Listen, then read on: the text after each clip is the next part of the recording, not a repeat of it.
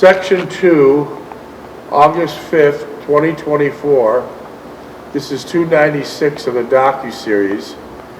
And I'm with John J. Jeckovich, and we're reading chapter 13, page 376. We're picking up from 10 minutes ago. And this chapter is entitled Renee, Tripe, and Etampes. And this is when Mr. Jeckovich is leaving the Paris hospital and getting ready to go back to the front lines in Germany.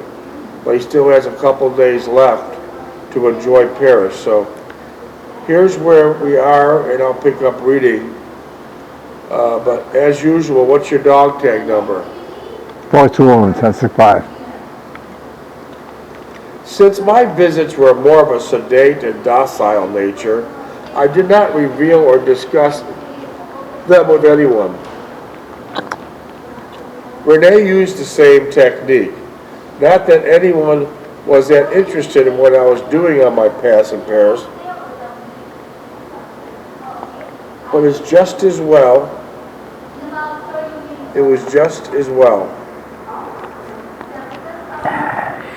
I surely would not give up my passes to see Renee for the privilege of going out drinking with my combat buddies.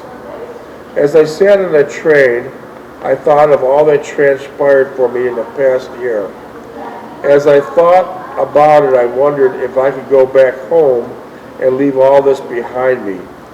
Surely I had been affected by all of it and had grown in stature by my experience.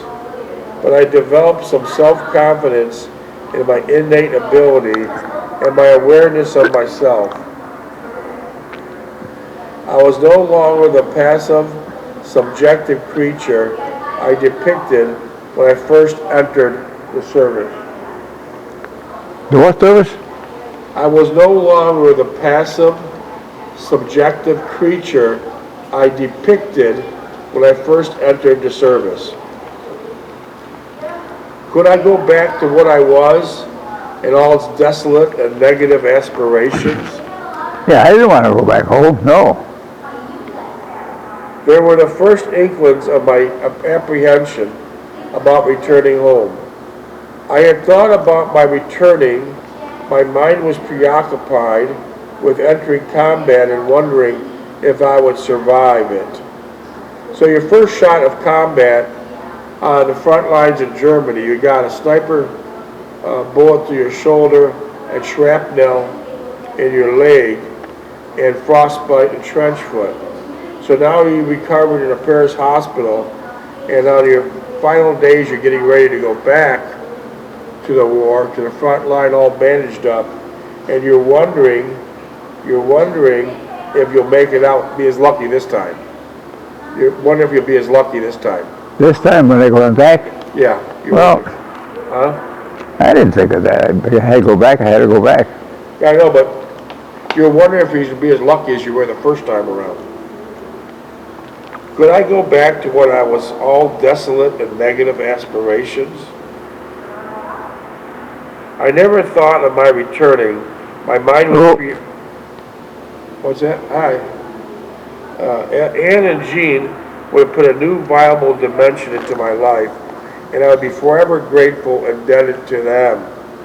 With Renee, it seemed I had reached maturity, and my state of equilibrium was on par with my desires and anticipations. Also, I achieved a sense of confidence, reasonably attaining the goals I had set for myself.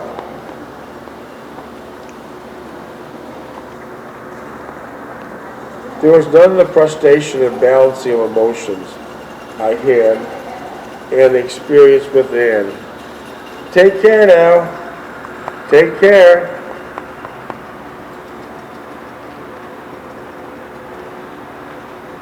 What are you talking to? There he is. How you doing? Put the camera on. How you doing, old friend?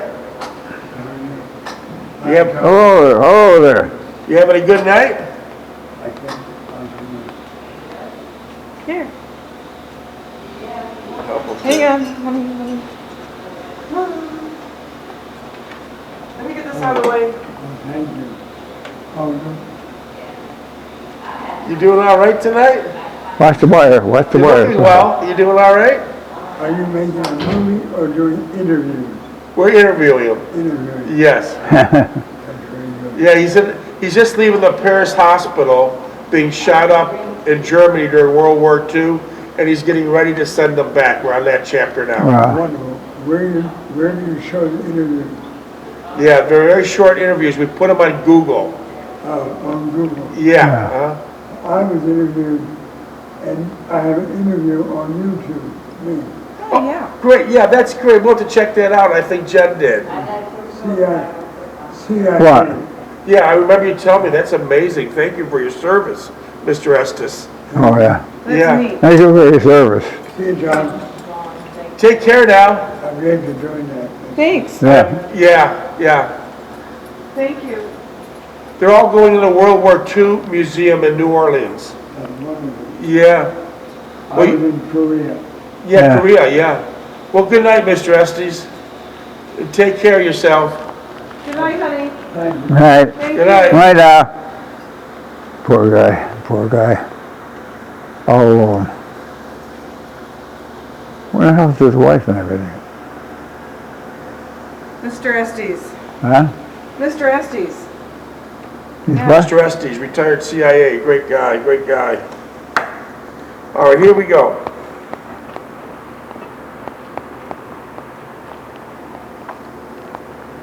There was none of the frustrations and balancing of emotions I had experienced with Anne, and to a lesser extent with Jean. I did not need any quick answers now. The dilemma was Anne and even Jean was nowhere to be found. Would I make a life with Renee and not look back? In a second, if she would have me, what happened? Jesus Christ, David. What's that? Why are you laughing? What's? You're reading that, huh? Yeah, I'm reading it. This is your book. I'll read it again. That got your interest up. There was none of the frustration and balancing of emotions I had experienced with Anne, and to a lesser extent with Jean. I did not need any quick answers now. The dilemma with Anne and Jean was nowhere to be found now. Would I make a life with Renee and not look back? In a second, if she would have me. What happened in the interim that made me so positive now, whereas once was unsettled? Was it maturity, or was it something deeper and more elusive? As I thought of a new and strange sense of discovery and the relief it afforded me, there were lingering in inner recesses of my subconscious that were familiar with the frightening theme that I would never be part of her life.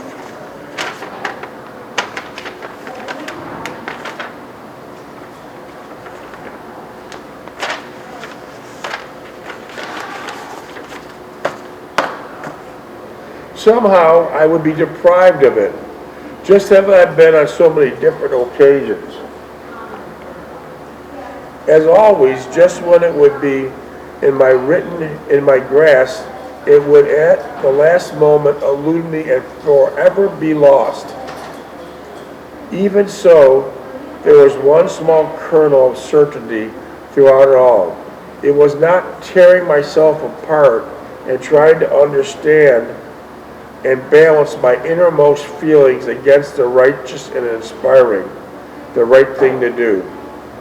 Up to now, I was in disarray and discord and inspiring, the right thing to do. Up to now, I was in disarray and discord, most of the time anticipating my desires, and at the same instance, seeking some higher altruistic meaning to it all. With Renee, it was entirely less complex, as there was no driving inner desire to make a decision that would affect our lives forever. I felt no compulsion, and certainly Renee never led me to believe otherwise. Our friendship developed from a mutual understanding of one another and developed and was nurtured and cultivated it. Much of the time had taken with Anne and Jean, but without one notable exception. In Renee's case, there was none of the obligations to make a far-reaching decision. I would say, and not knowing of what I speak, that Renee experienced many personal hardships during this war, more than Anne and Jean. It was inevitable that she was closer to the war, where she could see it in her mannerisms and her personal maturity she displayed. Anne and Jean were also mature, but theirs was a maturity through evolution, where Renee's was a maturity through necessity and traumatic experience. Well, remember the traumatic experience of Renee's life. She was in the final stages of becoming a Roman Catholic nun, and then she got word that her father and her brother got killed. So she left the sisterhood and joined the French Revolution, which I don't believe her. I don't believe her. Well, the one I have that I really had feelings for, we had feelings for each other, and she was getting transferred, and I was going to be going back up north, and she says, I won't call you up. I won't come tomorrow morning and say goodbye to you. I'll say goodbye now because you'll be too upset. Okay. So we had a lot of good relation. I never had sex with her. We had good relations with her. And then I seen her later. You told me she was in the hospital. Remember? Yeah. And I went over to see her, and they told me she has cancer. And I said, am I gonna hook up with her the rest of my life with that woman with cancer? Yeah. Yeah. So then I had to make a big decision there. Yeah. No, we had a good relationship there. There was no sex involved, but. Okay. I reached the familiar large oaken door and grasped the brass knocker to announce my arrival.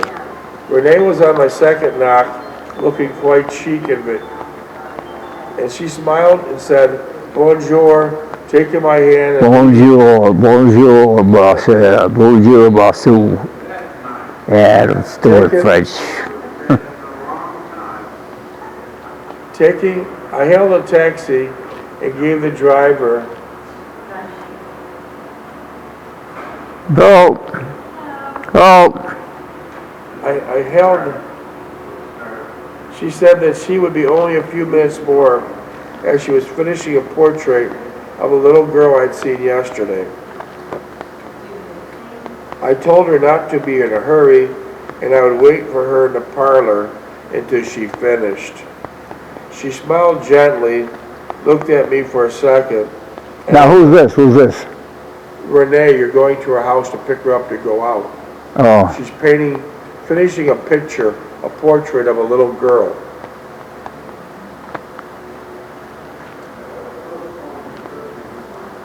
She said that she'd be only a few minutes more, and she was finishing the portrait of a little girl I'd seen yesterday. I told her not to hurry, and I would wait here in the parlor till she finished. She smiled gently, looked at me for a second, and then left the room.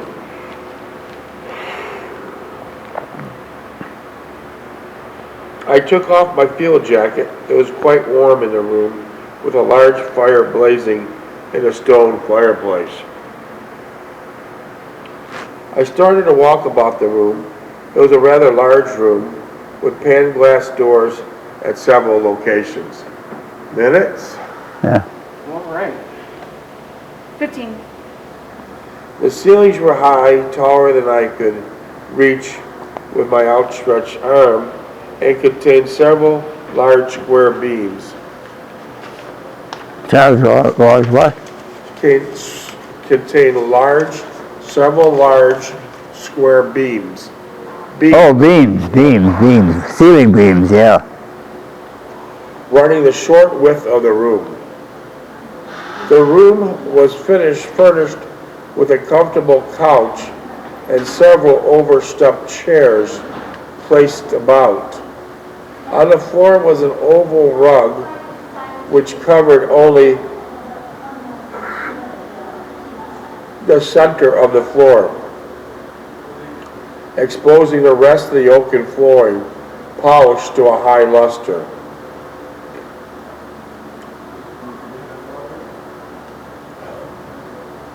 One of the oval tables displayed several photographs. One was two elderly people, a man and a woman, and right next to them were two young men in uniform. In one corner of the room stood a large cabinet with shelves that displayed a large array of books and periodicals. I peered at the titles, but they're all in French. As I flipped the pages of one of them, there appeared to be pictures and faces and figures in different stages of development. I assumed it was some kind of art book, but it slid back into the niche among the other books. There were several large windows in the room which traversed the entire height of the wall and draped with heavy pale green material. On each oval table was set a large lamp with an ivory-covered shade topping its height. Next to the table was a straight-back chair which did not appear to get too much wear, for it seemed in excellent condition. The only other piece of furniture in the room was a small low bench in the front of the fireplace. It looked comfortable, and I sat there with my back towards the fireplace. You think that house is still up today? Oh, yeah, sure. Yeah. That house is well built. Stone, Stone and brick. so it's still there today. And there's no cellar, no. I gazed at the room in its entirety and was struck by the one all-consuming solitarity thought. In one room I would expect to see a convent or monastery, a room for a person sequestered in solitude. The silence of the majority, the majesty of the entire ambiance suggested a reverence and a saintly respect. The portraits of religious figures on the two inner walls only magnified and intensified my instincts for the room. There was awe-inspiring aura about it, and while it did not make me feel uncomfortable, it did allude to something oddly ordinary, and only added I was discerning in Renee. Renee entered the room, and it seemed at that very moment that she was complimented with the serenity of the room, as the entire structure of the room and their being there were one total concept. It was a strange feeling and bewildered me as well as captivating my inner self. Minutes? 11. She sat next to me on the bench, the closest of the body, and her fragrance engendered captured all my senses. I could think only of one thing, to take her arm and gently kiss it. She anticipated my desire, for she leaned over, kissed me, and asked softly, "Why do you look so serious?" I smiled, taking her hand and putting it on my chest. "It's nothing," I sighed. "It's only thinking of the weeks to come and not seeing you." She put her finger to my lips as the silence got up and took both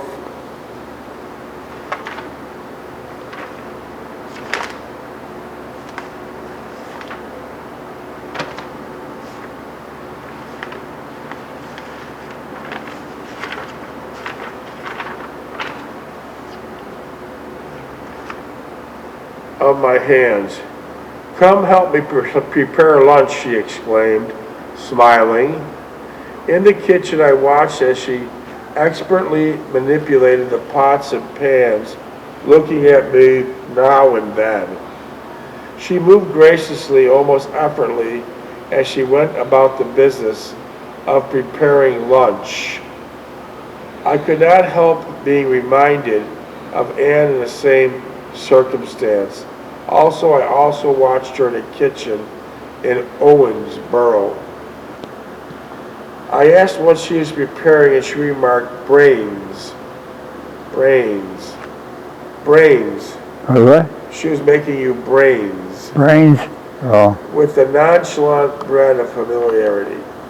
I smiled and thought on rare occasions we had the same dish at home. I could not remember how I reacted then, but I'm sure I would form an entirely different opinion now. She set the table, and I watched her beautiful fingers distribute the utensils about serving. She would stand behind me, putting her arms around my chest and gently pressing her cheek against mine. 8 minutes.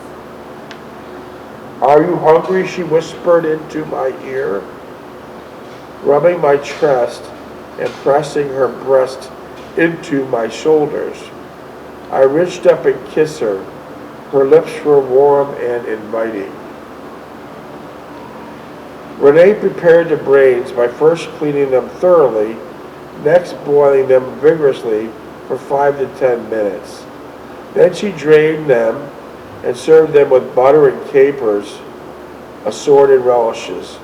She called it fromage de veau, which sounded and spoke it a lot more delectable than it actually looked, and more importantly, how it tasted.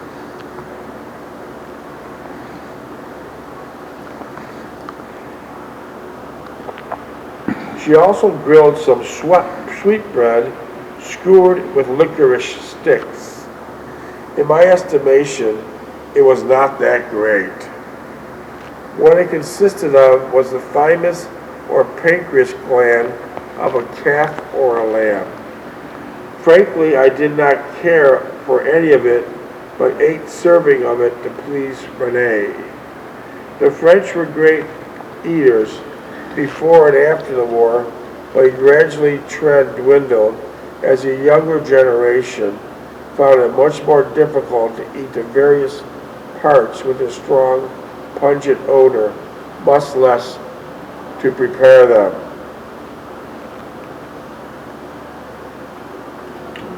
Renee would relate how as a young girl she would eat curried lamb's brains and blanched pig intestines, or on occasions she was treated to the stomach of a cow, boiled with its hoofs and garnished with carrots. Did you ever have that? Do I? Did you ever have the stomach of a cow boiled with its hoofs? Boiled with its hoofs. A cow? Yeah, its stomach and its feet, its hoofs, in a pan. Have you ever Where? had that? Where was this? I'm just saying, Renee's telling you what she used to eat when she was a little girl.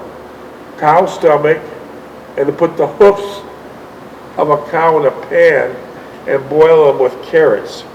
Did you ever eat that? No, Christ. Ugh. She would, on a special, this is a special occasion when Renee was a girl. On a special occasion, she was treated to the stomach of a cow, boiled with its hoofs, and garnished with carrots. His foot? Feet, yeah, the hoof. Jesus Christ. Oh boy. That was a treat. I don't think I ate any of that stuff. But that was a treat to that, Huh? that was a treat to that family back then. Yeah. Well, they were farm people. They were farm. That was an agricultural country.